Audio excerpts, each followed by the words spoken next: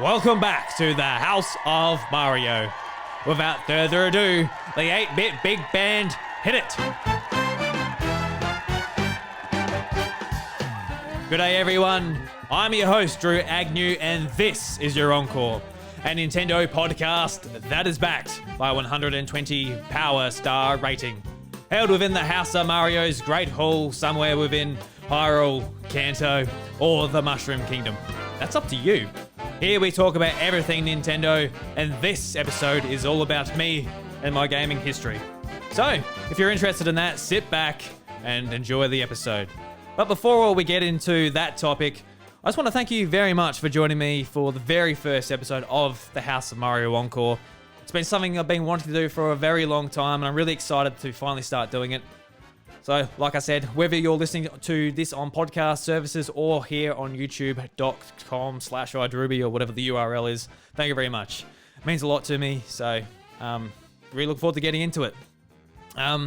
So, to start off with, I guess, my name is Drew Agnew, and I'm a farmer from South Australia. I grew up on a farm, and I really did fall in love with gaming through childhood, and I still hold on to it today. Play a few different games, and I play a lot of the very, very similar games, being Pokemon, Zelda, Mario, all, your main Nintendo games. Obviously with the Switch right now, it's absolutely a tremendous success, and they're putting out some of the best games they've ever made, probably in their history, almost. It's just amazing what they're doing. But going back to, I guess, the start of how did I get into video games, it really kind of did start on PC. And I know that's kind of weird because typically now I don't play many PC games, especially over the last, say, 10 years. I've played a bit on my laptops here and there, but really haven't done any big PC gaming. I do have a PC in the works right now, but that's for more content creation and doing this type of thing I'm doing right now. So, yeah. So thinking back to this is actually kind of strange. But, so how old would I have been? So I've really got to brainstorm these bits, because I really am thinking back. This is back to when I'm 3 to 5 years old. So I might even be getting some of these dates wrong and stuff, but it doesn't really matter. This is how I remember it. So this is kind of how it maybe somewhat affected me. But I mainly started playing games through my mum's computer. I don't remember it being a particularly good computer or anything. It was just an adequate computer for doing word processing and whatever mum needed to do on the computer then. We didn't have internet, so I really don't know what that computer was used for. But I remember getting a lot of things from the library, whether it's educational games. I remember some Arthur games in there because I really did enjoy Arthur and stuff on ABC Kids. Whether it's Thomas the Tank Engine, that was a huge influence on me. And the main one I've written down here is a series of magazines and CD-ROMs called Learning Land. I don't know if this was something people in the US had, or whether it's just Australian or European. I've got no idea what it is. No idea. But I've never heard anyone else talk about it either. But I found a YouTube channel when I typed in Learning Land that's sort of recorded all of them. And everyone in the comments are oh my God, it's so nostalgic. Oh my God. So I assume a lot of you guys don't know what Learning Land is, and I wouldn't expect you to. But it was basically an educational game. And you had 4 characters. You had Tim, who taught you math. You had Sue, who taught you SOS. You had Miffy that taught you the alphabet and spelling and all of that stuff. And you had Biff. I can't remember exactly what Biff was. I think Biff was nature. I'm pretty sure Biff was nature. I'm remembering this off the top of my head. And it's been years, so please don't fact check me on that one. I don't want anyone in the comments or on Twitter or something saying, hey, you got Biff's job wrong. That's ridiculous. But yeah, I'm sure no one cares that much. But Learning Land was a huge influence. I remember getting the magazine, and with the magazine, the CD-ROM, which you installed on the PC. And you also got a little plush of each character. And I had the plushes, and I was just obsessed with teddies. Teddies and soft toys when I was a kid. So I absolutely love these things. I had all 4 of them. I played the game each month or fortnight, whatever it was. Can't remember what it was. And I absolutely love magazines as well. And we'll go more into some more gaming magazines later on in this episode. But I really, really did love this thing. It was just sort of it was just the perfect storm of things I love, like soft toys, a bit of interactive gaming on the PC, I guess, and the magazine, which is just awesome. So that's as far as I can sort of remember. I remember looking forward to that, and that got me into actually using the computer. And with all other things on the computer, I remember I played AFL Auskick. So a lot of the time, if you guys are in Australia and you played Auskick, it's basically like for like under 5-year-olds, you get to go and kick the footy. And a lot of the time, they give you a drink bottle, they gave you a football, they gave you all this stuff. But I remember specifically, they gave us a CD-ROM. And I'm like, all right. So I went home, I installed it. And I had it had like a bunch of different football games. There's one where you got to like click the football and try and get it through the goals. And there was another one where it was like a 2D platformer. And I actually become a little bit obsessed with this 2D platformer. I'm just really trying to think what it was, where I think you had to go through the level and collect all the footballs. And when you get all the footballs, you progress to the next level. And going back to, like, if I looked on it on fresh eyes at the moment, I'll look at it and go, what the hell? This looks awful. This is easy. But at the time, what I'm remembering right now was so hard. And I played it and played it and played it. And I actually got to the last boss. And it was like this disgusting, pussy ball of... I don't even know what it was, honestly. Don't even know what it was. I'm just remembering it from 20 years ago. And it's just horrifying. But I remember going to Auskick and being like, hey, did you get to the last boss? And the guy's probably just playing footy. He's not going to his PC and installing whatever AFL game is. He's like, yeah, I don't know, man. But yeah, so I guess that was sort of the first signs of me just really enjoying video games. Just even getting like real basic, cheap, pretty nasty stuff from whether it was Serial, AFL, or Learning Land. But Learning Land was cool. Don't diss Learning Land. And what I remember next is watching the Pokemon Anime. So this was probably when I'm going to say 4 years old. That sounds about right. I don't think I was at school yet. If I was, it was very early on and I can't really remember. But I remember going for a trip and we went to a motel room that had All-Star. And I absolutely love cartoons, obviously. And at home, all I had was ABC Kids. So there really wasn't that much variety. But having access to Cartoon Network, I remember just being really excited. But all right, this is All-Star. Awesome. And watching some various things. But the only thing I remember watching that day was Pokemon. And Pokemon has obviously gone on to be something that's just taken over my life and I'm just obsessed with. And sort of pushed me to be a Nintendo fan and a huge gamer. So this might have been the moment where I was like, really, this is where the seed was put into place. So I remember sitting down and it was the episode when Paris evolved into Parasect. Like I remember too much more what happened in that episode. It's been a while since I watched the Pokemon Anime. But I really do remember enjoying it and recognizing Pikachu and Ash straight away. Like those two characters really stood out to me. And it wasn't until, I don't know how much longer it was until I started watching it again, or when I got the videos, or if I went to the public library and got some VCRs. I can't quite remember exactly what it was that got me into watching it properly rather than just seeing it on TV and going, oh, that's cool. Because a lot of the time at the public library, that's when I got to watch all of my stuff, where it was Digimon, Pokemon, other various stuff. I can't quite remember, but Pokemon was the main thing. And that was the very first time I remember watching it. And it's a memory that stands out a lot to me, especially thinking back and being like, right, that's probably when, the seed was put into place.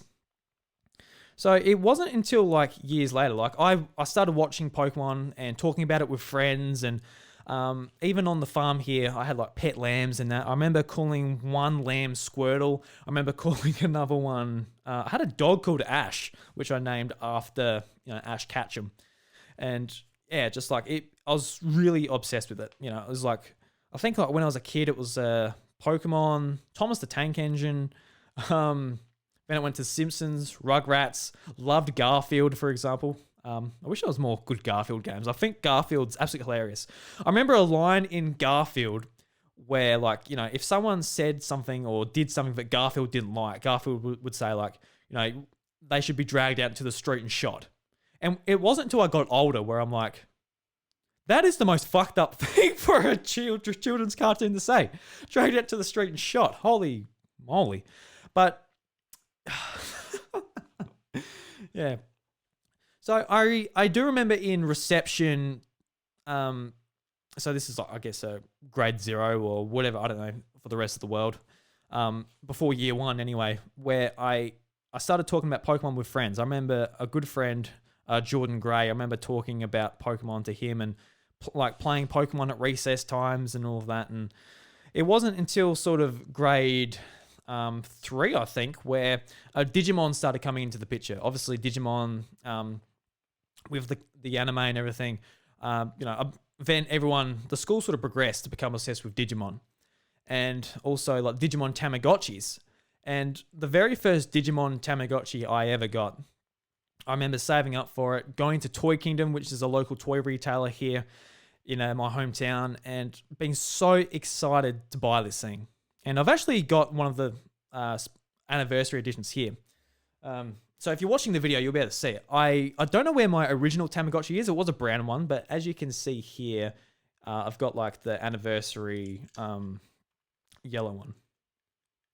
Is it out of batteries? Or I don't know, it's dead or something.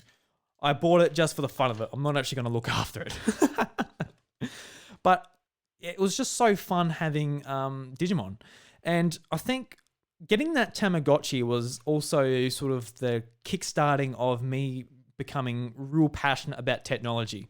Whether it's gaming hardware or whether it's just computers or stuff like that. So I got that Digimon Tamagotchi, and my good friends Adam and Jordan, who were my best friends pretty much throughout primary school, we battled together. We, cleaned our poop together. Like we did all that type of thing. And I still remember like battling to trying to evolve it. And this is the moment where I remember standing in the middle of the schoolyard with those two boys. And I'm like, all right, let's see if we can find anyone else who's into Digimon. And I remember going up to another group of people, and they've all got their Digimon as well. I'm like, hey, my name's Drew, and how you going? You're into Digimon too, I see. Do you want to battle? Do you want to hang out? And in that other group was actually my now best friend, Bryce DeWitt, who I do the House of Mario podcast with each week. And that's how we became friends, because we're both into Digimon. We both had the Tamagotchis, and through that, it's sort of like a shared interest, got us to battle and all that, which was, thinking back on it, is really cool. How something like that could just bring us all together. And like the Digimon Tamagotchis, it wasn't just a Tamagotchi. They had this, I guess it's the equivalent of a Pokédex. It was called I'd had it in my head, I just had it in my head. I just lost it. But there was like the Detector, there's like D everything. And I remember just like being really excited to buy each one as it goes on, and just finding out what it does differently to the other ones. And it was just really cool. And it was also in year 3, 2003 for me. So how long ago was that now? Is that 17 years ago? No. Shit, it is. Holy shit, I just feel old all of a sudden. Holy crap. Is that 17 years ago? Jesus Christ. No, you're right. Yeah, so I'm like, I think sometimes I feel like, 26, like, oh God, I'm not that old, but then you think like, I got my first Pokemon game 17 years ago. And like people that got into Red and Blue and that's even longer, but 17 years, holy crap. So I'm just having like a big nostalgia hit on air right now. Sorry, everyone. But yeah, so I guess the Digimon phase, it seems to be sort of wearing out by this time, by the end of 2003, which in hindsight doesn't seem like that long at all. But at the time, it seemed like freaking 5 years. But yeah, so I remember my friend Adam and Jordan and I were reading a K-Zone magazine. And K-Zone, I think it stands for Kids Zone. It's like a little kids magazine. It has gaming, jokes, all different things in it. I haven't read it in years, obviously. But I remember it being a super popular magazine. I absolutely loved it when I was a kid. And there was an ad for Pokemon Ruby and Sapphire in there. And I remember those two guys, they were looking at it going, oh, look at the new Pokemon game. Look at the graphics. Look at the new Pokemon. Looks so good. It's like, oh, do you reckon you'll get it? Like, yeah, I reckon I'll get it. Looks really good. And they said, oh, Drew, do you reckon you'll get the new Pokemon game? And I'll be honest, at that time, I was so into the show. I could name all the Pokemon. I could sing to the Pokemon rap. But I didn't know Pokemon were games. Not at all. I didn't know, I didn't know Pokemon were originally games. I just knew the cartoon. I had the toys and the trading cards. And actually, now I've just remembered what got me to get me into Pokemon. Sorry, I'm just going to back up a little bit. So with the Pokemon, if you here in Australia, we have Smith chips, and a lot of the times back then they came with cards. So I do remember they came with little holographic Pokemon cards, and I got obsessed with that. I obviously collecting really, really got me as a kid, and I think it still gets me now, to be honest. But I remember getting the chips, and maybe the link from watching the cartoon to getting and collecting the chips got me more into Pokemon. And that's what happened with Digimon too. After the Pokemon cards, the Digimon cards came out, and they were very much the same thing. You could the holographic, you'd turning them, and you can see it change from Agumon, Greymon to Metal Greymon as you're moving the angle of the card. They're really cool. I've actually still got them. I completed the Digimon set.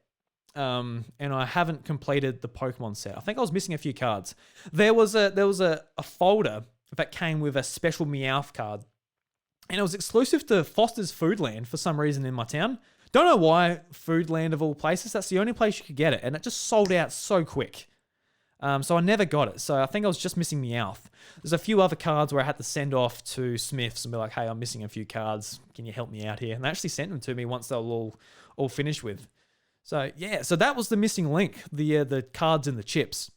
And I remember enjoying those cards and the chips more than I enjoyed the actual Pokemon trading card game, which, big, nice cards with beautiful art and all that. And I'm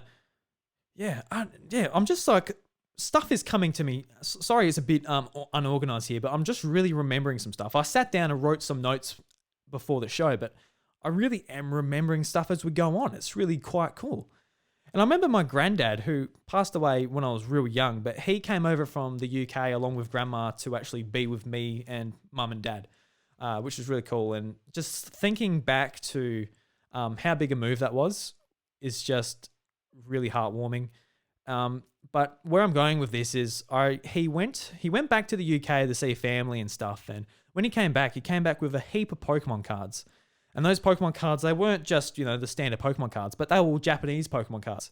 So they had the different back, they had the Japanese text. And when you're a kid and you're getting some real unique stuff, you can't just go to the shop and get it. It was just real cool. So I guess with Pokemon, it's just, Pokemon goes back just so long for me. So I guess it started off watching the show. I got obsessed with the cards and all that. Then that probably got me back into the show.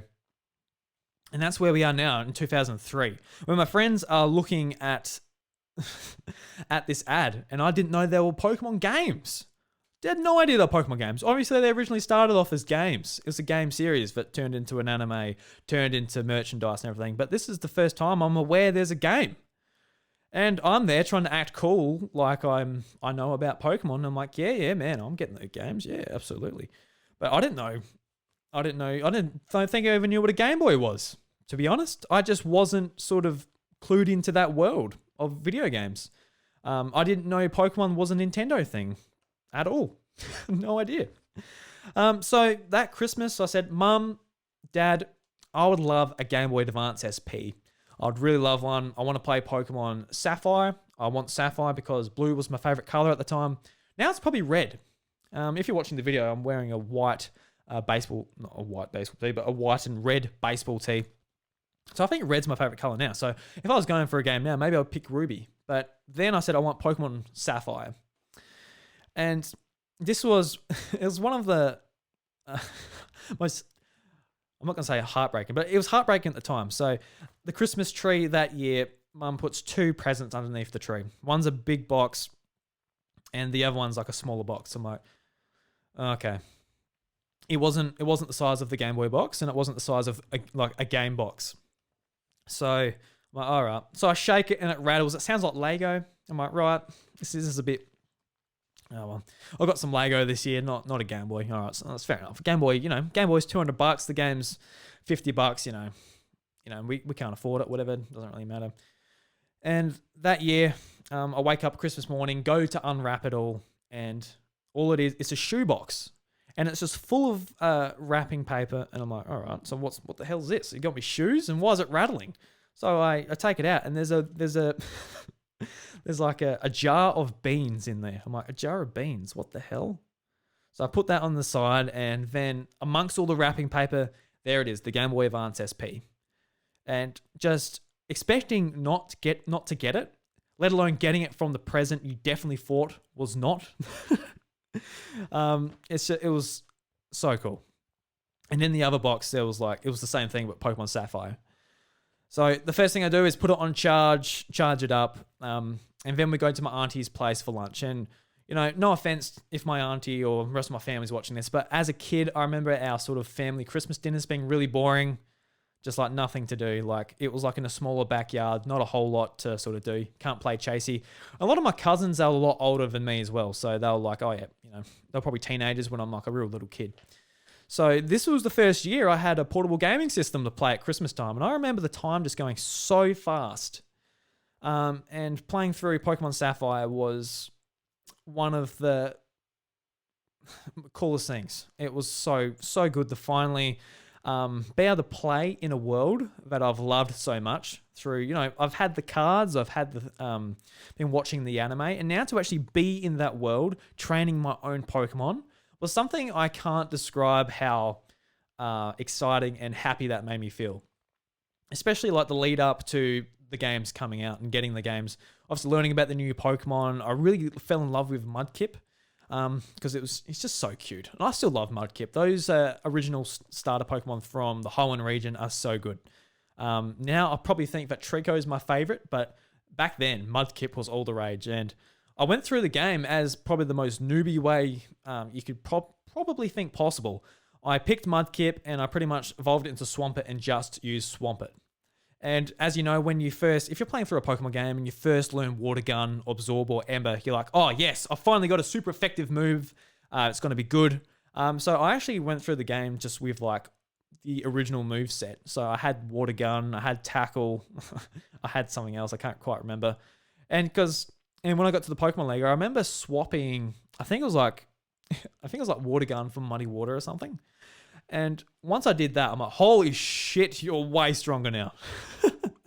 So that's always a memory I've got, looking back, being like, man, how did you get through the game with just a Swampert with Water Gun and Tackle? But, don't know, I persevered and I did. Somehow. So yeah, so the Game Boy Advance SP, one of my favorite systems even looking back on it, and playing a lot of my memories are with the Game Boy Advance are with Pokemon. Obviously, Fire Red, Leaf Green coming out, and I went to school, couldn't bring my Game Boy to school, but a lot of the times I went to the computer room and we went to Cerebi.net. And Cerebi, to this day, is the best Pokemon resource on the internet. And it was no different back then. I think it actually looked the same back then. I think the layout is exactly the same, which is fine, but it is what it is. And Pokemon Fire Red, Leaf Green were coming out in 2004. So we had a year in between sort of, playing through Pokemon Ruby and Sapphire and then really waiting for Fire Red, Leaf Green. And looking at Cerebi.net each day, different information. Obviously the game coming out in Japan, a lot more information coming out.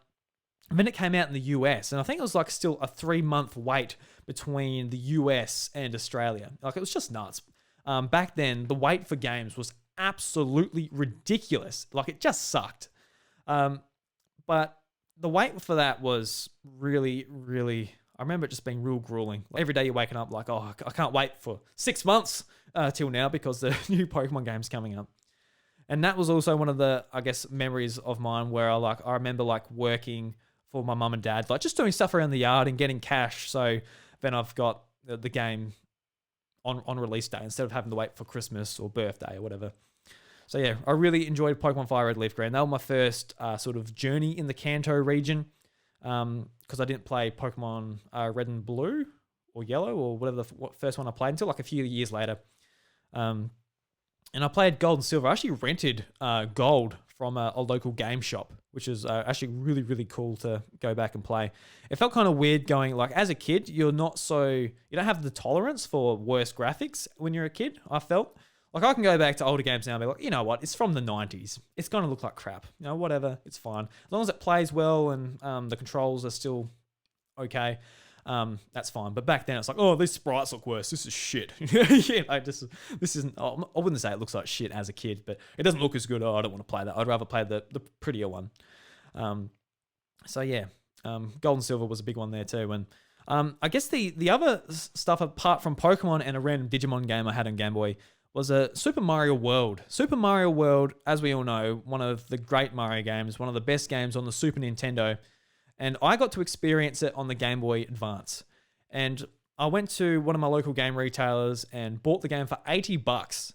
And $80 right now for probably a port of an older game, it's a lot. Pikmin 3 at the time of recording this is coming to Nintendo Switch as a deluxe edition. And it's $80. And that's like, oh, that's a lot of money for like, how old is that game? 6-year-old game. But back then, $80. Think about without the inflation and think about as a kid. $80 is a lot. But I'm like, I want to try Mario because I have like dabbled with friends' Nintendo 64s at the time.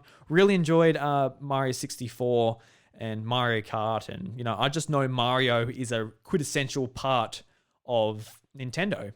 And playing through that game, absolutely fell in love with it. The music, the art style, everything about it. I did need Bryce's help to beat the last boss as far as I can recall. But I think he beat it, and then I went back, and I remember just beating it for fun, like throwing the mechanical Bowsers up and, get him to lob onto Bowser's head. It was just a really cool last boss. And I think about Super Mario World as sort of the transition between being a Pokemon fan or an obsessed kid, from Pokemon to being a Nintendo fan. Because I guess after Pokemon, it was Mario, then it sort of transitioned throughout the rest of Nintendo's franchises.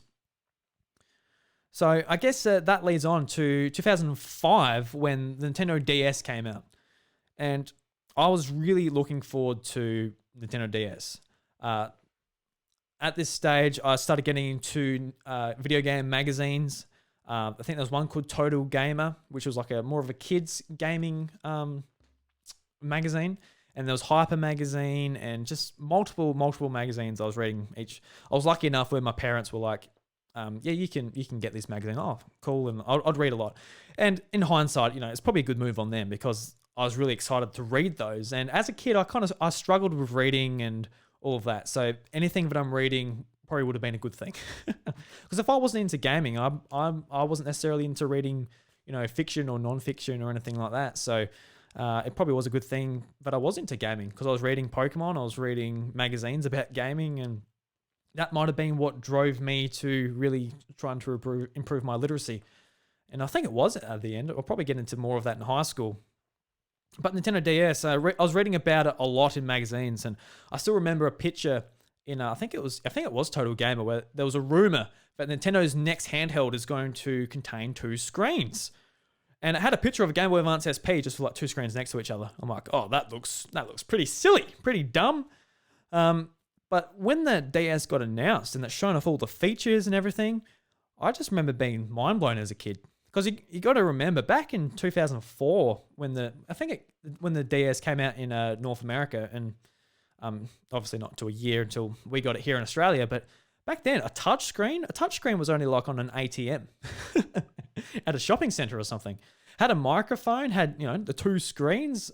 It just looks so. Looking back on it now, it's just so. It doesn't look that impressive at all, but at the time, as a kid, it was just so impressive. And even against the PSP had a great screen and great graphics, but the stuff that the DS could do just left the PSP in the dark. This is coming from me, very biased, because I really was a Nintendo fan at this stage. And looking back on the PSP, I never actually ended up getting one, but we'll go into more of the Sony side of things later on. So this was the first time when I got my DS, this was the first time I was able to get Super Mario 64, my own copy. Super Mario 64 DS had 30 more stars, had better graphics, had more characters. You could play as Yoshi, Luigi, Wario, and they all had their different abilities. They updated Mario, so he had the fire flower ability. Wario had, you could be Metal Wario. Luigi, you could go invisible, and Yoshi, I think you could burn things. You had like pepper in your mouth, you go, pooh. So that was cool. I did enjoy that very much because Super Mario 64, one of my favorite games to this day.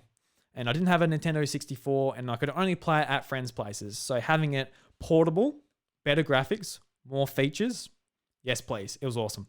And when I hear sort of discussions about the game now, it's only revolving around the game being a pain in the ass to control because it doesn't have an analog stick.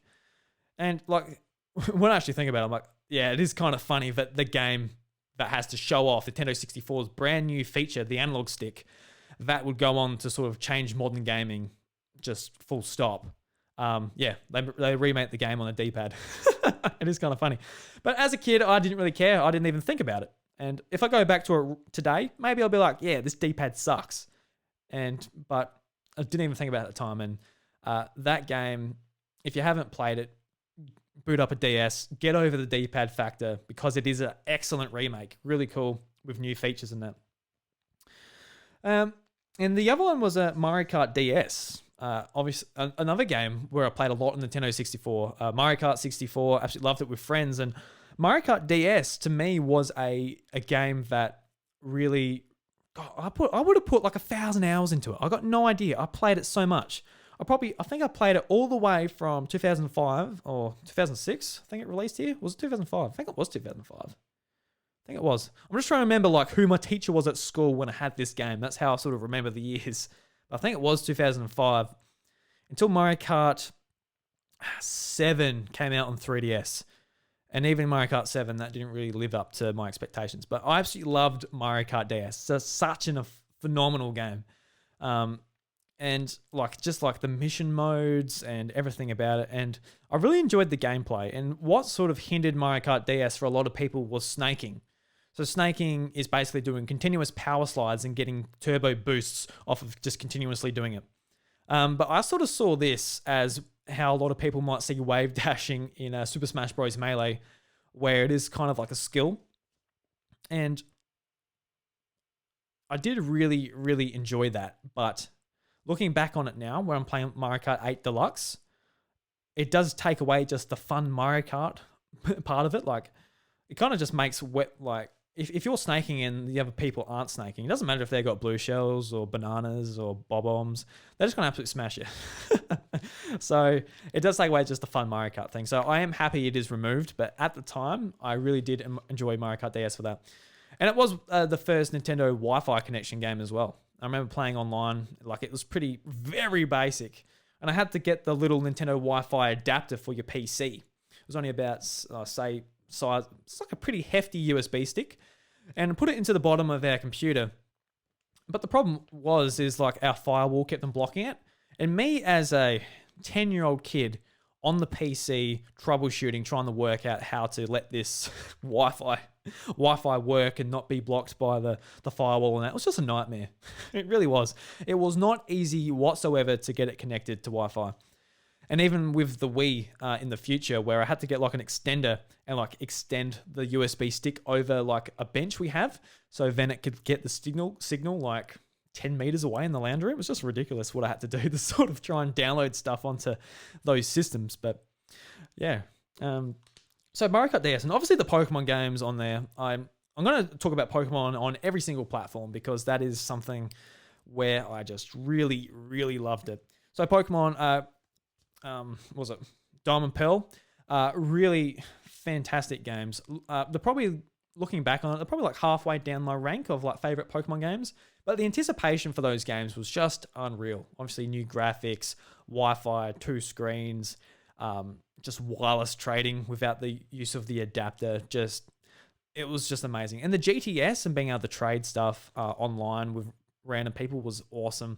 And Pokemon Heart Gold, Soul Silver, if I have to sit down and be like, what are the best Pokemon games, even necessarily without your opinions, or with your opinions taken out, what would the best games be? And I'll have to say Pokemon Heart Gold and Soul Silver on DS. Just great content. Just the graphical style is so pretty, so vibrant. Even to this day, I can't knock it. It's just amazing. And Platinum, obviously, very similar. Just updated Diamond and Pearl. And was it? Oh yeah, there's heaps of games on DS now. I'm thinking, yeah. Pokemon Black and White, Pokemon Black and White 2, awesome as well. The DS had awesome Pokemon games. It really did. A lot of them too. Let alone the spin-off games, which I probably won't go into here. What else have I written down here? And Animal Crossing, of course, Animal Crossing. This is where I got into the Animal Crossing series on DS. Animal Crossing Wild World. We had a Target Country here in town, and that's where I used to get my games. They were like $50 instead of 60 or whatever they were back then. I can't quite remember. But I remember going in there and just seeing the art and seeing like the Animal Crossing art with like the wild world and like all the animals and that. And I hadn't really played The Sims. I hadn't really played any game like it. And I didn't really know what it was, to be honest with you. I sort of just read the back of the box and I know it's a Nintendo game. And I sort of went, yeah, whatever. Let's get it. I want a game for my DS. And absolutely fell in love with it. Being able to just talk to different villages and organize your town. And like I'll be sitting watching TV or something and I'll be just planting trees and catching fish and just relaxing. It was just so good. It was an absolutely fantastic game. And it really did make me become a big fan of the series. And it's kind of a shame looking back. I've talked about this before, but Animal Crossing New Leaf on 3DS, I played it for about 50 hours, but I didn't touch it anywhere probably near as much as Wild World, even though New Leaf is undoubtedly a better game with more content and just more robust in general. So now on Nintendo Switch, I'm trying to make sure that I actually get into the new Animal Crossing. So yeah, Animal Crossing, awesome on DS. Really like it. So I've got like a million games on DS I can go through. There's like Super Mario Hoops Trion 3 and just there's a lot. There's the Zelda games, which I, liked, especially Spirit Tracks. Spirit Tracks has some of the best music in the whole Zelda series. At me if you disagree with that. But let's move on to the Nintendo Wii. So at this point, it's been building up through the Game Boy Advance. I'm looking forward to DS. I did a bit of research in my magazines.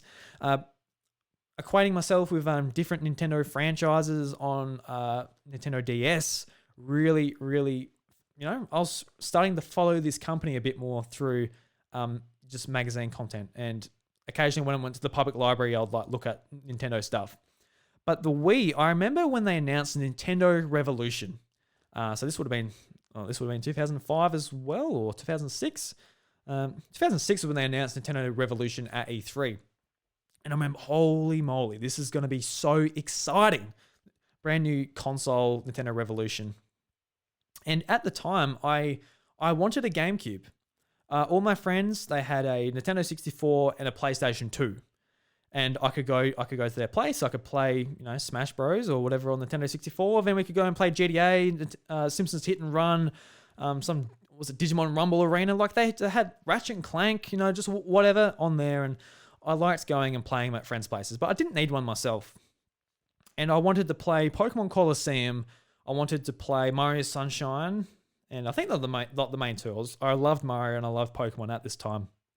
So I said to Mum, I would love a Nintendo GameCube for Christmas this year.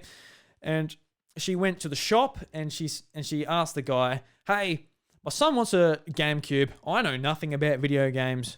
Educate me, please, salesman."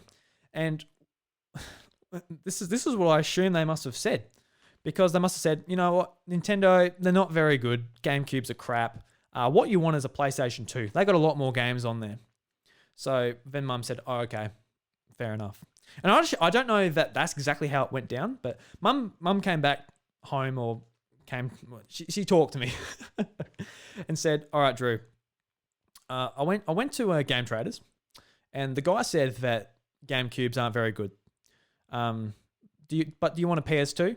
Because they got more games and stuff on there." And I just went, "Oh, okay then. No, I don't really need a GameCube. I can go to Adam's place. I can go to Jordan's place. I don't really need a GameCube. I don't really need a PlayStation 2. So, that was left there. And it sort of really does annoy me that someone could just go, don't get this, because I didn't want a console just to play games. I had a lot of friends who I went to their places a lot when I was a kid and played games at their place. It was like a lot of multiplayer stuff and GTA when you swap the controller when you die and all that type of thing. But I wanted the GameCube for Pokemon and Mario, which I'm not getting on a PlayStation. So yeah, just thinking, I think back to that, and I think it is important that if someone does ask you like, "All right, what do you recommend for a console?" You could easily say, the PlayStation 4 is such a good console, man. Like you got Uncharted, like Naughty Dog's knocking it out of the park. Infamous is fantastic. You got all these games, but like the kids like, you know what? I'm really into Halo. I enjoy playing Halo. And yeah, I mean, I wouldn't mind playing Gears of War as well. I mean, maybe a kid should be playing that. That's a bad example, but it definitely does come into consideration when you're buying for a kid. And I wanted Pokemon and Mario. But it doesn't really matter because it was only like a year or so later when they announced Nintendo Revolution, and really excited about it. I went to the public library and I had a folder which I wrote on it saying Nintendo Revolution, and I printed out all of these pictures and information from a Ware Asks and everything about it. I had this folder just like about Nintendo Revolution. I found it like a few years ago and it was just like crazy what I've done. I don't have it with me right now, but it had like a picture of like the VR headset that was like a mock-up as well. But this is very exciting.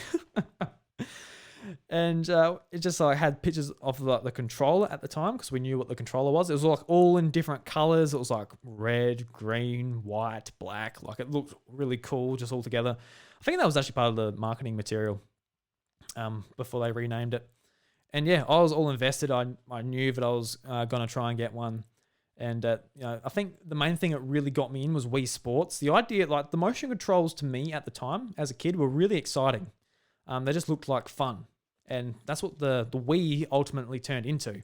But I still remember the day when the Wii was announced. And the name Wii was announced. Nintendo.com.au. I remember going to the news bit there and seeing like Wii. It's like Wii is pronounced W Wii as in Wii. I'm like, oh no. I remember going to school and just like everyone's like, Wii, what a stupid name. I'm like, yeah, it is pretty weird because Wii, it's piss, But it didn't affect my my excitement for the console, and getting closer to it. The name Wii just started to sound normal, and even saying it now, Nintendo Wii, you can see one up in the corner here. It doesn't really matter the name. I think the name's actually quite good, to be honest. It's very recognizable. It's Wii. It rolls off the tongue. Everybody knew it. Everybody could say it. Whereas at the time, Xbox 360 didn't roll off the tongue quite as well. That's still a cool name. Don't get me wrong, but Nintendo Wii just hit a much wider audience, and we all know how the story went. But the first few years of the Wii were really, really good. And apart from Wii Sports, the very first game I bought was The Legend of Zelda Twilight Princess. And this was my introduction to the Legend of Zelda series. At the time, I didn't think that I would like The Legend of Zelda. I remember not really being into medieval stuff, and I used the example of I'm not really into Lord of the Rings. I'm not really into... my friends at the time were playing like Warhammer and stuff, and I thought it was I just couldn't really get into it type of thing. And my best friend Bryce, I've already brought up, and is the co-host of our Nintendo podcast, The House of Mario. He said, "No, man, you need to get this game, especially at the time on Wii. There's not a whole lot. What are you getting? Rayman Raving Rabbids, whatever the hell else is out. Get the Legend of Zelda for goodness sakes." Because he was a big proponent of Legend of Zelda: Ocarina of Time. That's his all-time favorite game on Nintendo 64, and he's got very good memories of that. So I said, you know what? All right, I got really nothing else to play. I'm not just going to play tennis all day. I would like to play a proper game. Well, not a proper game, but play through a story and actually progress through it rather than just picking it up and playing tennis or bowling. So I went to Target Country once again, and I bought this game for $100. And $100 when you're, how old was I? I'm going to say 10, 11. It was massive. It was such an investment. And I remember I was staying over at Jordan's that night, and I had it in the wrapper still, and I put it in the bag, kept it all safe and that. And I got home and popped it in. And Twilight Princess to this day is still one of my favorite games of all time. There are things about that game that are very slow at the start, and while I didn't notice that the first time I played through, when I've played other games and I've grown older, I do acknowledge the first hour of that game is very slow, very boring, even to the point where it might even put me off going back and playing it. But it is an absolutely fantastic game from the perspective of the dungeon design and the story, the characters. It made me fall in love with the series. It put The Legend of Zelda right next to Pokemon and Mario for me. So ever since that game, I've been a huge Zelda fan. And there was actually a funny moment with that as well. I remember showing the game to a friend, and I'm like trying to get a bit smart with the motion controls. I'm actually like, doing the full sword swings and stabs and everything. And I was on the the file select screen, and the Wiimote sort of like lost calibration of where it was because I was swinging it about, and it went down to delete, and I must have pressed A. And I deleted my save file, my full save file, finished the game and everything. And I just remember being like heartbroken, like, no, like how long was that game? 30, 40 hours? Holy moly. But that just gave me a reason to go through the game again and finish it again. I'm a kid, I got time. I had time. So yeah, Legend of Zelda Twilight Princess, absolutely amazing game. Mario Galaxy, Mario Galaxy, especially 2, and somewhat 1, are some of the only games I can honestly say are 10 out of 10 and have very little wrong with them. Every game has something that's like, oh, this could be better or whatever, but Mario Galaxy, one of the most perfect games of all time. It's just full of personality, full of brightness, just the level design, the idea around just the whole mechanic of going around the planets and everything, just phenomenal. I cannot stress Mario Galaxy enough. And with the first game, I didn't like the inventory. That was my major knock against it. I just hated like being like, all right, I need to go and get more stars in this level. But to do that, you've got to like teleport up twice and like work out how to get there. It wasn't like Mario 64 where you're like, all right, I want to go to the lava level. I've got to go down to the basement, jump through the painting. It was just like, all right, I've got to like teleport here. And there's like a map. It's like, I don't really know where I'm going. If I go back to it now, I might just realize I was a big idiot when I was younger. But I really didn't like that overworld. It was just really quite boring. So that kind of put a damper on that game as well. And I think another thing was that all the levels were mainly space leveled or space themed. What that sort of meant is a lot of the backgrounds were just black. Whereas in Mario Galaxy 2, they sort of changed it to more blues in the sky and everything, where I think that just made all like the art direction just pop that bit more. And obviously with what was the level select called? Like the Planet Head Mario, where you're like on the ship, and you sort of like select levels just by going to just selecting them as you would in another Mario game. And that was quite good too, because you did have the overworld. You could talk to characters, and as you're going throughout the game, like more characters join you on that starship, and it was pretty cool. So yeah. So we talked about Wii Sports, and Wii Sports was just an amazing game just for the fact that this is the first time my parents were like, oh, well, boot up the Wii and let's play some video games. Never had that before. I had my parents' friends just, let's play some bowling. And it was just such a surreal feeling to be able to share my love for gaming, which I've had with Pokemon, the Game Boy and the DS and all that. And now my parents and like older people were generally having fun playing with me. And I was having fun, and I was showing them how to like do the bowling. And in some instances, they get a strike, and I'd like, do a real bad throw, and they'll be beating me. And it was just really cool.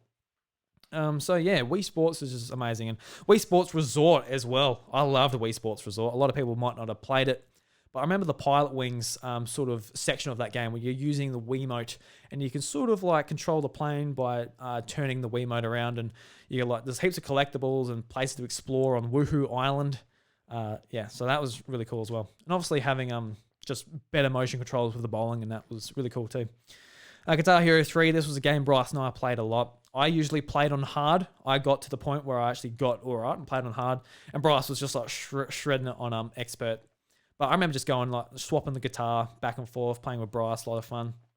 WarioWare Smooth Moves, my favorite WarioWare game. And also the game that introduced me to that series, absolutely awesome.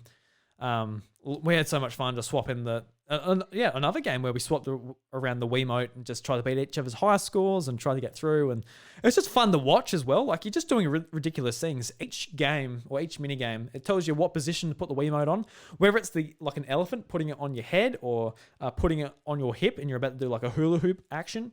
It's just a lot of fun to watch how people do. So that was fun. And the biggest game on the Wii for me and Bryce was Super Smash Bros. Brawl. And it was a game where I knew it was coming, but I wasn't super hyped for it necessarily. I was at the time I was really looking forward to Mario Kart Wii, and Mario Kart Wii ultimately turned out to be a huge disappointment for me. I think it was just I think it's the worst Mario Kart, and I think it's just poorly balanced and not very good. But only a month after, Super Smash Bros. Brawl came out, and it was just absolutely awesome. And I played a lot of Smash Bros on Nintendo 64. Didn't really play much Melee. I only played like a little bit at Bryce's place, and because I didn't really know many people that had a GameCube, so I didn't have that much access to it. But Brawl was an awesome game. Just like everything from the music, having all the characters together. Even at the time, it was like Brawl had a bit more of a gritty art style, which at the time I liked. I liked the fact that Smash Bros. For Wii U, they went back to like a more colorful art style, which I do prefer. But at the time, the art style was really cool. And going through, originally I went for the what's it called? Sub Admiracy? Kind of forgot what it was called. But it had a story mode where you played through several characters, and I really enjoyed just going through the levels. And while it wasn't like the best thing ever, it was cool just getting to the cutscene and seeing how they interacted with one another, all the characters. And that is something I do miss from the Smash Bros. Games, even though we do get awesome cinematics for the introduction trailers, which are kind of like the same thing. They do like, they scratch the same itch necessarily, but Smash Bros. Brawl was the game where Bryce and I really got our competitive edge towards one another. So we would like practice, we'd just play together. And we played it over years, and we did end up going to multiple tournaments and stuff for the game. Never really doing overly well, but it was cool just to get into that sort of scene, because a lot of the games I play, they weren't necessarily designed for competitive play. Like I played a lot of Mario Kart and Pokemon, which wasn't online at that point. The tournaments weren't as prominent as they are now. But yeah, Smash Bros. Brawl was right in there. So that was I wouldn't even say it's the game that got me into Smash Bros. Because Smash 64 definitely did. But that was the first game I had myself, which I could play whenever I wanted, and got good at. And we did have some Wiis at school as well. One of their teachers, Mr. Bell, he was nice enough to go, all right, I want to sort of come up with an idea to get kids, doing things that, are inside type of thing. So he got a couple of Wiis, and he said, they said, oh, well, Drew's a big Nintendo fan. You should ask him what games you should get. And the first one at the time was Brawl, Super Smash Bros. Brawl. For goodness sakes, get Super Smash Bros. Brawl. And yeah, so we're all at school playing Super Smash Bros. Brawl for I think it was year 12. We're like obsessed with Super Smash Bros. And with the Wii too, after the first 3 years, it really sort of died out, especially after 2010 when Donkey Kong Returns came out. I feel like it just declined from there. Until Legend of Zelda Skyward Sword at the very end, but it really did decline over the years, and the Wii just become a Super Smash Bros. Machine for me and my friends, pretty much. But I guess before we get there, I guess around 2010, I was getting sort of tired of just the lack of power and the lack of HD that the Wii just couldn't bring, I guess. So I saved up and got an Xbox 360. And this was a big jump, and it gave me access to a lot of the third-party games that weren't coming to Wii. Whether it was BioShock, Call of Duty, first-party stuff from Microsoft like Halo. So it was cool to get one of those. And I got an Xbox 360 because between the PS3 and the Xbox, a lot of my friends played Xbox at the time, and the PS3 was literally double the price. I remember getting my Xbox 360 for 300 Australian. That's when the Elite was just phasing out, and it was bringing out the new sleeker model with the Wi-Fi built into it. And yeah, the PS3 was $600. I'm like, shit. And 2010, that was just before the sort of renaissance of first-party support from Sony for the PlayStation as well. So with the Xbox 360, what basically happened with that is I played a lot through Halo, loved Halo on Xbox Live, and even thinking back to some of our moments playing that game online, still one of the best online experiences I've ever had. Even to this day, we teamed up. I was with Bryce, and then some random people joined our team, and we were just talking, having fun. Just that was my first experience. Just such a nice And it's such a funny when you think about it now. Just experience was just like sitting down, talking, having fun, laughing, jumping in weapons, like something blows up, just laughing about it and just talking, seeing how each other's going. And then we never added each other or anything, and that was it. That was pretty much it for my multiplayer on Xbox. So I remember I got Call of Duty Modern Warfare, and I got that because at the time Modern Warfare 2 was out, but it was like $120. It was so expensive because it was one of the most popular games ever. Like, it was just nuts, especially back then. So I just got the first one, and I remember playing multiplayer on that, and I tried to sort of recreate some of the Halo moments, but it just never happened. The community for that was just like, no, just, it's all about getting your kill streaks, all about doing this. So it kind of fell flat for me. And I bought a few Forza games and that for the Xbox 360 as well, but at the end of the day, from going from Nintendo for my whole life and going to Xbox, I was just generally really bored of the console. They didn't really care about the first party support except for Halo, Forza, Fable at the time, Gears of War, and that stuff. It was just really sort of bland to me when I'm used to like colorful Nintendo stuff, I guess. So, it just sort of bored me, unfortunately. So I did end up selling my Xbox 360 to get a PlayStation 3.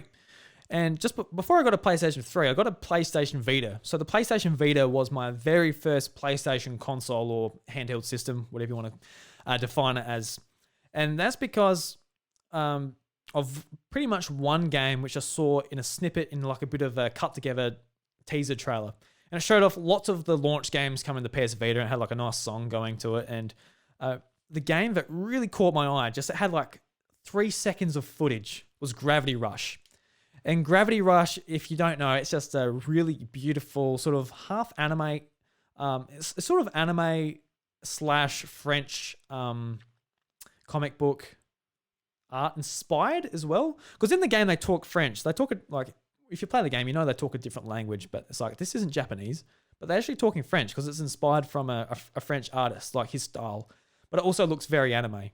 And playing this game on PS Vita was just, Gravity Rush became one of my favorite games of all time. It's not necessarily like such an amazing game that it's just like, it's 10 out of 10. It's awesome. I'd probably give the first game a 7. It's a good game. It really is. But the art style and the characters is just everything I absolutely love about video games. And the mechanic of like pressing the trigger button, gravity goes neutral, then you can point in a direction and then you get shoot in that direction because the gravity's going that way. Absolutely awesome. But with the Vita, there were some control things that really did set that game back. And the game did come to PlayStation 4 in early 2017 before the sequel came out. And that fixed a lot of those, and just a really cool game. So that's why I got into PlayStation, to buy that game. And on the PS Vita as well, like, I fell in love with that console. It's just a real solid handheld console. And as you guys might be able to tell from this, I grew up, I started with handhelds. So even to this day, I still love my handhelds, probably more than I like my consoles. So yeah, the Vita was awesome. And I played Rayman Origins on that. Rayman, the sort of reboot, was just awesome. Hatsune Project Diva. This was a rhythm game on PlayStation Vita, which I played heaps and heaps. And according to an email I got from Sony, I think it is my most played game on that console, like 40 plus hours, which is really huge. And Mutant Blobs Attack, which was an indie game that came out and launched from Drinkbox Studios, is really good as well. I played a lot of games on Vita, but I sort of just wrote just 4 down there just to talk about. And because of the Vita, I really, really fell in love with trophies, the PlayStation's achievement system. So I wanted to sort of like sync all my stuff up on one profile. So I got a PS3 because of trophies. So anyone out there who says trophies don't matter, I bought a PlayStation 3 because of this. And even through this is where I fell in love with sort of more PlayStation first-party games. One developer in particular, Naughty Dog, I played through Uncharted 3. I thought it was quite good. I went into it really hyped because all the reviews at the time were like 10 out of 10. This is the best game ever. Oh my God. And I came out of it being like, that was fun. It was a good story. It was very pretty. but whatever. But it wasn't probably until The Last of Us where I really, really enjoyed their content. Just the characters, Joel and Ellie, their back and forth, the growth throughout the game, absolutely tremendous.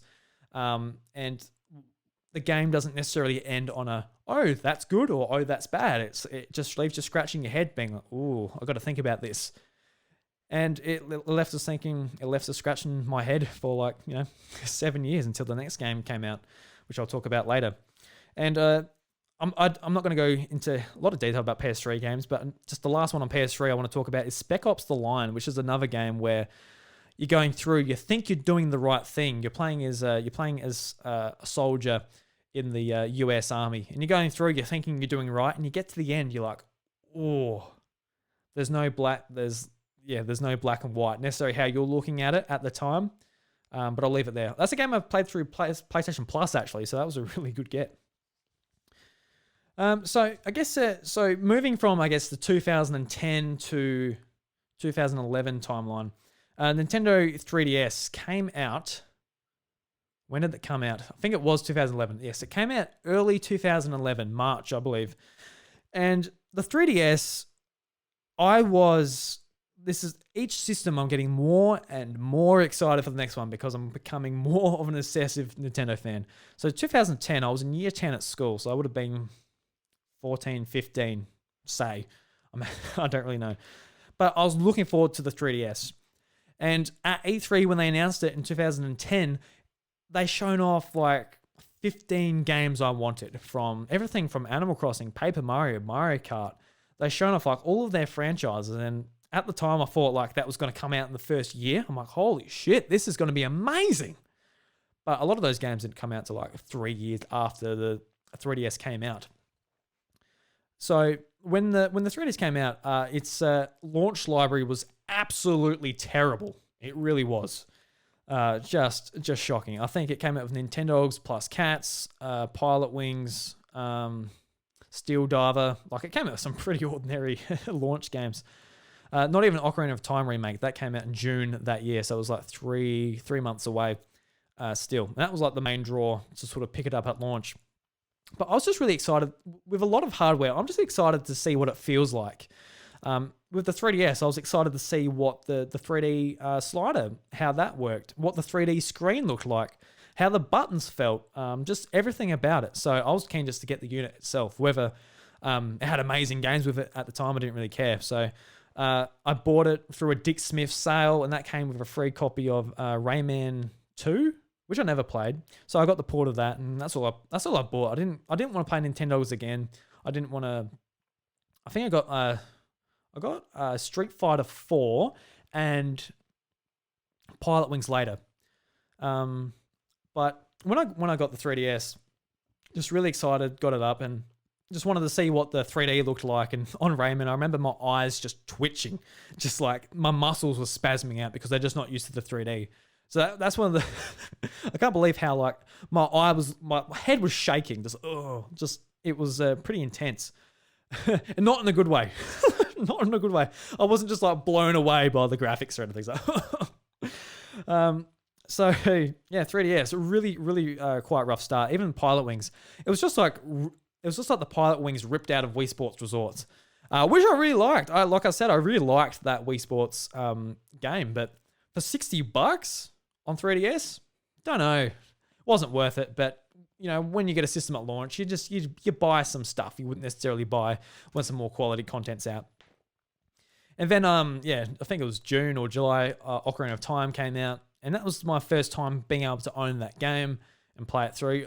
I know I could have played it on Virtual Console or any other means throughout some of my other Nintendo consoles, but I just sort of never felt the drive to go back and play through it. But with this copy now, I finally had the chance to play it. And I played through and I got to the Water Temple.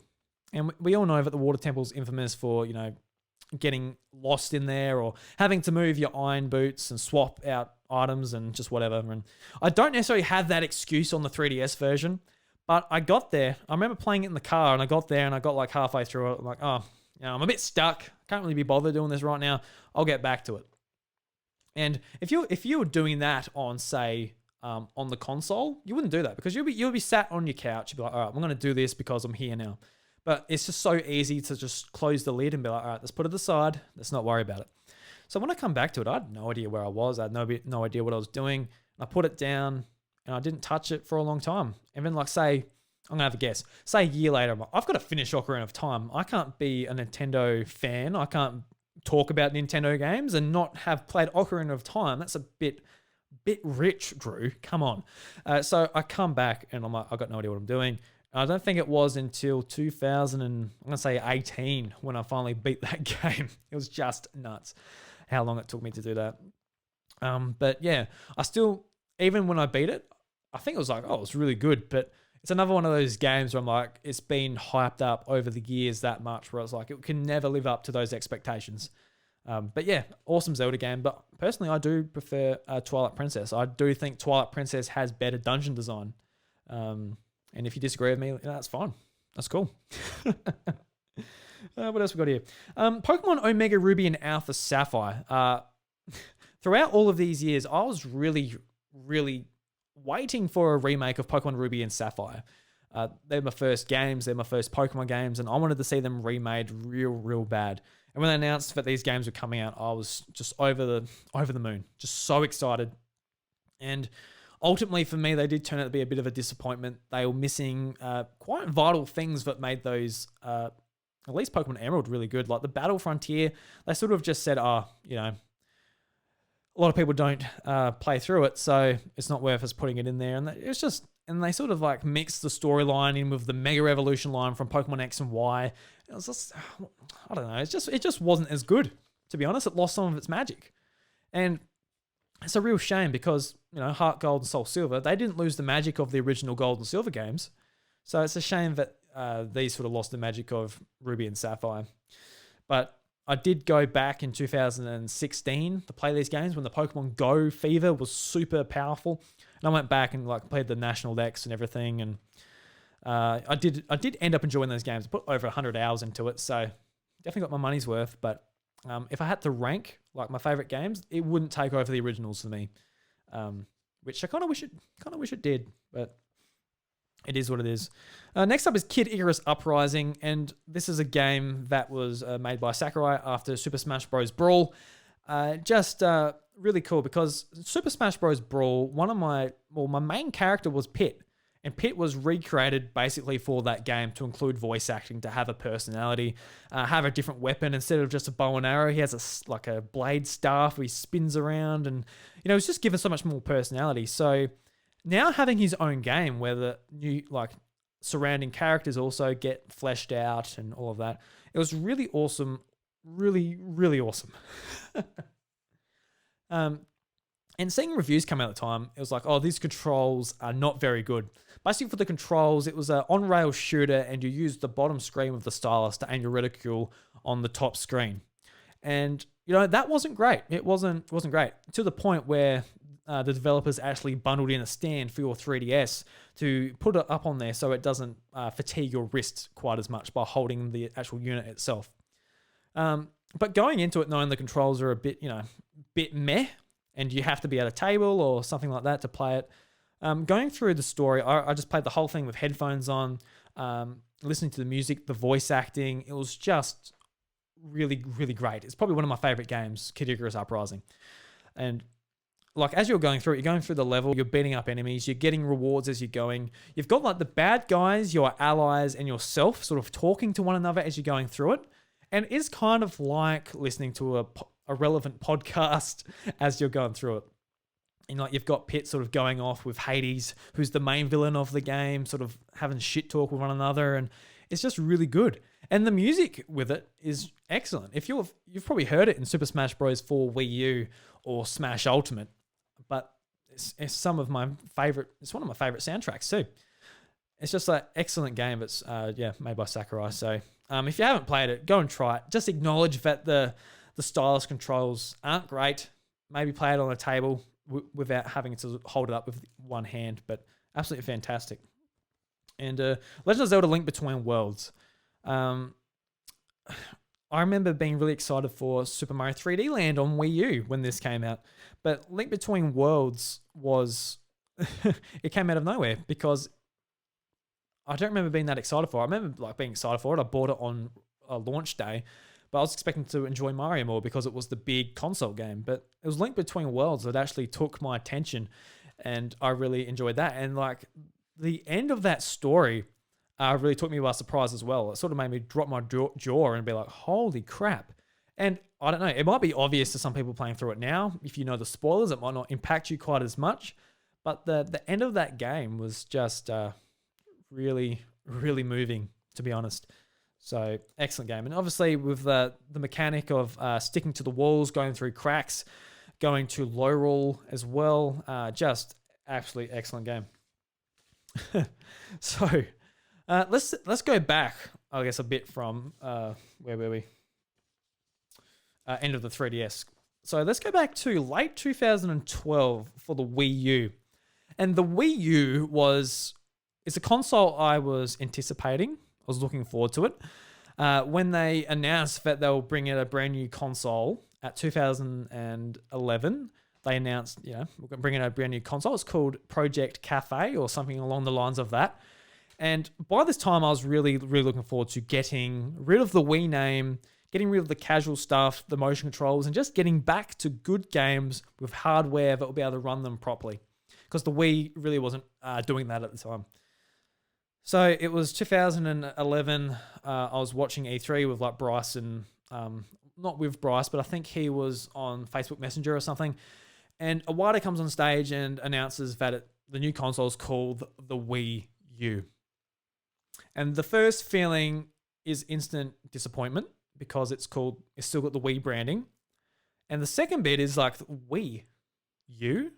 And they sort of go into it saying, the Wii is for like the group, and then the U is just you on the gamepad, and it's going to be able to utilize the controller in different ways and all of this stuff. It's like, whatever. And they're showing off that it's going to have third party support with Batman and Assassin's Creed and all this. It's that's kind of reassuring. And it wasn't until E3 next year when we learnt more about the console and that the console would actually have proper analog sticks and it's refined with the grips on the back and everything. But there wasn't that much at launch as well. There was only New Super Mario Bros. U and Zombie U and a few of these titles coming out. So I was looking forward to it because I was obviously, once again, a big Nintendo fan. I liked playing with the tech they brought out because, like, for example, like with a PlayStation, I might say, hey, here's a new PlayStation, but the controller was the same pretty much throughout and it wasn't that fun. But with Nintendo, each system they have is extremely tactile in the way you actually play with it. So I was looking forward to just playing with the gamepad, to be honest, and playing Nintendo Land, which came bundled with the deluxe edition, and being able to play sort of a brand new gameplay style. But this was in 2012, and I was in year 12, and the Wii U came out in December 12th, 2012. So at this time, I was like, this is when I'm studying, this is when I'm doing exams. And the Wii U, for me, sort of signifies getting through exams, getting through high school, finishing it, having that sudden breath of relief, because I was really stressed in year 12. Like, I was never the best at school with assignments and that, My grades were fine. I was like, the B's, C's, and sometimes A's type of category. I tried hard, and that's what I could do. But the stress, I was so stressed by the end of it. And I still remember just the sudden relief of like, oh, we're done, finally. And then that's when the Wii U came out. And once I was all finished, and that was sort of that was what I was looking forward to at the end of the tunnel type of thing. And the Wii U was a hard time to be a Nintendo fan. It really was. I had already, I'm already in the PlayStation ecosystem a fair bit, and just seeing what Nintendo's doing with like sort of the lack of preparedness, and it was really baffling how it seemed like Nintendo, there wasn't a lot coming out on Wii, so we thought it's all going into Wii U, but that just wasn't the case. And even just some of like the small things on the Wii U, like the gamepad having the same shape charger port as the 3DS, but on the gamepad it's just a little bit bigger. And on the Pro controllers for the Wii U, they use micro USB, which is like they all use different charging methods. It's just like that lack of thinking of like how this all comes together just really kind of showed you what the Wii U was, which wasn't good, unfortunately. But there were some amazing games on there. And while we had to wait from the end of 2012 to, say, May 2014, I still feel like today they are some of the best games Nintendo has made in these series. So the first one is Mario Kart 8. They came in May 2014. And when I bought my Wii U, obviously, like I said, I wanted to feel it. I wanted to see what the controller's all about. But the main thing I was looking forward to was Super Smash Bros. And Mario Kart. They are I don't know what order they're in, but some of my favorite series. And I'll buy every single one. I'll play the crap out of all of them. Unless they do what they did to Mario Kart Wii, where it just wasn't that good. But Mario Kart 8, obviously there's the deluxe edition now, but that game was awesome. It was just the gameplay, the graphics, just like everything with Luigi's and Mario's mustache blowing in the wind, the levels, all fantastic. The only gripe I had with it was the battle mode, which was just really bad. It was timed. It was only on like select courses, which was just like, why are they on courses? It just wasn't good at all. But with the deluxe edition, they did fix that. They did make it more of a traditional battle mode. So yeah, I remember waiting for Mario Kart 8 and Super Smash Bros. For Wii U. This was a long, long wait. Came out at the end of 2014 and it got announced 2013 at E3. Nintendo's first direct they ever did. First one with Ware, sort of Nintendo headquarters, and they announced it at the very end. And this might be one of the most hyped moments in my sort of gaming fandom I've ever had. It was just awesome. Going through the whole thing, they're announcing a lot of nice games for 3DS and Wii U. And we know Super Smash Bros. Is at this direct. We know because they said that Mario Kart and Smash Bros. Will be here. So we know it's going to be here. And it starts off with the villager getting an invite and he runs off. And then it kicks into the music where it goes through all the logos for all the franchises. This is like Legend of Zelda, Super Mario, Pokemon, Kirby, Donkey Kong. It's like, holy crap. It was just so well done, that trailer. And I was with a few friends. I was with myself. It was myself, Bryce. I think it was my good friend Conrad, good friend Jacob. I think Riley was there. You know, just good friends from school. And it was awesome. Then they announced Mega Man as a playable character. And just one of the most hype moments. And the wait for that game, honestly, was brutal. Every day I was like excited for it. Like genuinely excited for a game that's still a year away is a hard way to live your life. It really is. And I've gone through that multiple times in my life where I'm like, I'm excited for this game, but it's 6 months away. And that's why these days I'm quite happy when it's like, oh, Paper Mario, Origami King, it's coming out in 3 months. It's like, good. Do that more often, please. Because if I was a Elder Scrolls fan and they're like, hey, Elder Scrolls is coming, God knows when, I think I'd lose my mind. Honestly, I think I'd lose my mind. But yeah, luckily I'm not a big Bethesda fan. And The Legend of Zelda Wind Waker HD, one of the first big Wii U games to come out, absolutely gorgeous.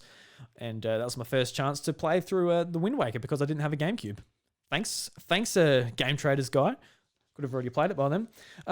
Mario 3D World, like I said, it didn't blow me away, but I really, really loved it. I loved how good the multiplayer components were. And at the time when it came out in summer, I was down at our beach house, and a lot of people were sort of coming over because people are down from university or whatever they're doing. And they'll come over and I'm like, oh, well, didn't have Mario Kart or Smash because they weren't out yet. But I could go, hey, do you want to play Mario? When playing 4-player Mario was actually really fun. And that was something we didn't have on the Wii U. Oh, not on the Wii U, was it the new Super Mario Bros. Series? I never enjoyed that because it was just like so hectic. And Splatoon. Splatoon was a big one as well. When that was announced, it was kind of like, wow, this looks cool. This looks like a Nickelodeon game show type of thing. And it was one of the first times Nintendo's developers were able to really show some of their muscles. Even Miyamoto himself, he sort of said, this won't work. And the younger development staff at Nintendo sort of proved him wrong because it was awesome. It's gone on to spawn a sequel. And even on the Wii U, I didn't play a whole lot of it online because my internet home on the farm was really bad. And it couldn't really reach my house, or couldn't really reach my bedroom either. So I just played like the single player and dabbled in the multiplayer, but not that much. It wasn't until the second one where I actually got to play it more. So with the Wii U, it's sort of losing my attention, between first party games. There's really not that much to go. So the PS4, obviously at the time, I'm a Sony fan, I'm a PlayStation fan. Now with the Vita and PlayStation 3. So PS4, just a really great console. And I was thinking about this the other day. It's kind of funny to think that the competitor to the PS4 for 4 years was the Wii U. And not that it was much of a competitor, obviously, but it is weird to think that the Wii U was going against the PS4 for 4 years, because it feels like the Switch has been around forever now, but it's only been 3 years. Hasn't been long at all. Well, 3 and a bit years now, but regardless. So just quickly for PS4, Gravity Rush 2, one of my favorite games. I like it a lot more than the original game. The PS4 version is just gorgeous. Everything from the story, how they wrapped up the story, the missions, the enemy variety, they really did do an awesome job. So anyone who's a PlayStation fan and into first-party PlayStation games, because this is the thing, listening to PlayStation podcasts, I hear a lot of, hey, the PlayStation studios, some of the best studios in the world. I agree. Naughty Dog, fantastic. Sucker Punch, fantastic. But Japan's studio guys, you've got to give these guys more recognition. Go and play Gravity Rush 2. It is awesome, and it's cheap right now. So go and get that, for the love of God. Uncharted 4, absolutely loved Uncharted 4. I liked it a lot more than Uncharted 3. They wrapped up the story very nicely there. The gameplay was a lot better. Until Dawn, I really loved The Walking Dead on PlayStation 3, and that's a game I actually forgot to bring up, but it doesn't really matter too much. Until Dawn is like a sort of a similar game where it's a horror game, and you're trying to last the night with a bunch of characters, and at any point, if you make the wrong decision, those characters can die, and they just won't be in the story. So your story is just completely different. So I played through that with Chantel, and we both really enjoyed it. Infamous Second Son around the launch window of the PlayStation 4, really, really fun game. The story was, okay, but the gameplay was really fun to go around with Delson and use his different powers and all of that. And Life is Strange. Really loved Life is Strange. Just a really, really cool story about two girls sort of growing up in a rural town, and some pretty shit stuff happens to them, unfortunately. And the last one I played, which only came out a few months ago, The Last of Us Part 2. Obviously, the follow-up to a fantastic game that I really, really loved. But I didn't think I needed the sequel for The Last of Us. I thought it ended on a bit where I was like, oh, wow. And luckily enough, they came out and said, no, this I really did love the sequel. I think I might even like it more. Even just because of the gameplay. The gameplay is just a lot more fun than the original game. I remember it was quite grueling getting through the original Last of Us. It was just so ugh. And it was a bit repetitive as well. Joel telling Ellie to jump up, get the ladder down to progress to the next area. But with this one, it was there wasn't so much of that. And actually, the gunplay and the stealth were a lot more fun. So I actually enjoyed it. And the story was it was very sad, very grueling, but very emotional and some parts uplifting. I don't know. It had a blend of it all. Absolutely fantastic game. And that's what I feel like with PlayStation and as well as Xbox. I've got an Xbox One, but I really don't have enough to talk about Xbox One for this generation. It's been a bit of a miss for Xbox this year, but when it comes down to me, I feel like with Nintendo, I really do like playing a lot of my games on there, on handheld, whether it's Switch or Game Boy or whatever. But when it comes to PlayStation, I like these big, beautiful, well-written experiences. And that's sort of where the PlayStation and PlayStation 5 and all of that are going to fit into that for me. So, yeah, really looking forward to that. And that brings us to where we are now with Nintendo Switch. And I'm just realizing this as I'm sort of speaking this out loud, but once again, I was so excited about Nintendo Switch. And when I think about it, I think the Switch is the most excited I've ever been for a platform release, ever. Even thinking about when I was a kid with DS, 3DS and Wii, even though I was so obsessed with getting information, putting it into folders, and all of that, I was probably twice as obsessed with Nintendo Switch. And that is because big handheld gamer, and when we sort of got the idea that the NX would be an accumulation of everything that makes Nintendo good, and the fact that Nintendo were sort of merging their handheld and console divisions at Nintendo, it was sort of in the water that Nintendo were making a hybrid console. And for a long time, I remember really wanting that, because I'll be getting around with my iPad, for example, and I'm like, wouldn't it be great if I could just hook up this, Xbox controller to the thing, just put up my iPad and play a game. And that is what I wanted. That is ultimately what I really wanted. And when I heard that Nintendo, of all companies, might be making that, that is when I just sort of kind of lost my shit. Got really excited. And just leading up to it, it was E3 2015, where Reggie said, hey, we're not talking about NX here, but stay tuned in 2016. So it was a long wait between, hey, we've got a codename NX in the works. We won't be talking about it. Then a year when they say, this is what codename NX does. Then at the end of 2016, they do an announcement trailer. Obviously, if you're a big Nintendo fan for the last few years, you would probably know that there was an image on social media with Mario looking out behind a curtain, teasing the announcement, and then the announcement trailer comes out showing the core concept of Nintendo Switch and what it sort of what its main draw does. And yeah, I remember just watching YouTube video on YouTube video, just talking about information. And then when unboxings came out of like early people getting it, I just watched so many unboxings. I might have watched like half of all the unboxings on YouTube. Like seriously, I was obsessed with it for so long. And I got an opportunity to go and play it early, actually, at RTX in Sydney. And I got the opportunity, but I didn't actually do it because I was sitting in line for about an hour and the line didn't move at all. I'm like, all right, I'm going to wait for another 2 months and I'll play my own copy. I won't worry about it. Because even me being that excited wasn't going to make me wait in line all day. So getting the Switch at launch with one of the most important launch titles of all time was such a big thing. Like, big Zelda fan, looking forward to Breath of the Wild. Obviously delayed. It was obviously disappointed that it was delayed for like 2 years. But we knew that game had to be good. The position Nintendo was in is like the Wii U sold 13 million. That is awful. That is less than the PlayStation Vita. And the PlayStation Vita it wasn't that important to Sony. It was just their handheld, and they cut off support of that thing probably like 3 years in because they knew where it was going. And the Wii U, Nintendo's premier console, sold less than that. So it was only super hardcore Nintendo fans that cared about Nintendo at the time.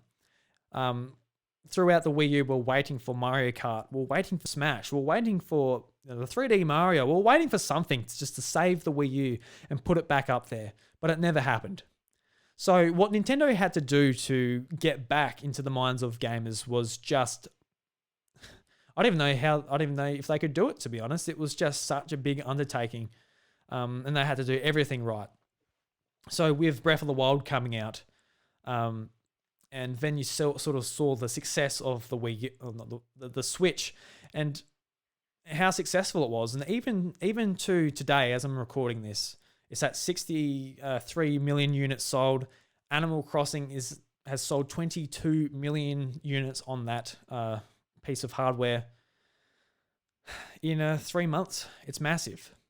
And I think that's all because of Breath of the Wild. Breath of the Wild put them into just the everyday gamer's eye, but it's a masterpiece, but it's a must-play game, but it's a graphically impressive game, especially for a handheld system, and that you can play that anywhere, and that system also offers you something that the others don't, and probably will never offer you. Xbox with xCloud now, you might be able to get that through your mobile phone or whatever, but especially in 2017, you weren't getting that anywhere else, and Nintendo really did thrive on that. So I'm not going to talk too much about some of the big Switch games that I'm really enjoying, but it is my favorite Nintendo console, and I'm so happy I can say that at 26 years old. Going from the Game Boy Advance and all the consoles throughout then, just how much good content was on each one. Even the Wii U, Nintendo's in a better position than ever. And that makes me excited to be a gamer, because in 2016, when there was basically Star Fox Zero and Paper Mario coming out on Wii U, those games didn't interest me. And that year felt really dull. I remember, was it Call of Duty? It was a Call of Duty game. There's a Watch Dogs game. I think it was Titanfall. Like all of these games that are just like on all consoles pretty much. They're just boring. They bore me. Just stuff like comes from EA, Activision, Blizzard. You know, it's not for me. I find it boring. And having a world where Nintendo isn't there in this industry would be a tremendous detriment, I feel. So it's great that they're back and that they're kicking ass. And we're going to be talking about that every week on the House of Mario, good or bad. So, yeah. So that brings me to the end. Thank you very much for listening to this hour-and-a-half podcast. It means a lot to me. And it's the first of many House of Mario Encores. Hoping to get these out each week, if not each fortnight. Depends on my work schedule and everything, but I do appreciate it so much. And it's a lot of fun to do. I need a glass of water. Holy crap. So if you're watching this on YouTube, be sure to like and subscribe. It helps out the YouTube algorithms and all that. And of course, you just subscribe if you want more. Like that's as simple as that. And if you're listening on podcast services, be sure to leave a 5-star review. And yeah. So guys, until next week, the doors to the House of Mario Encore are closed. Catch you later.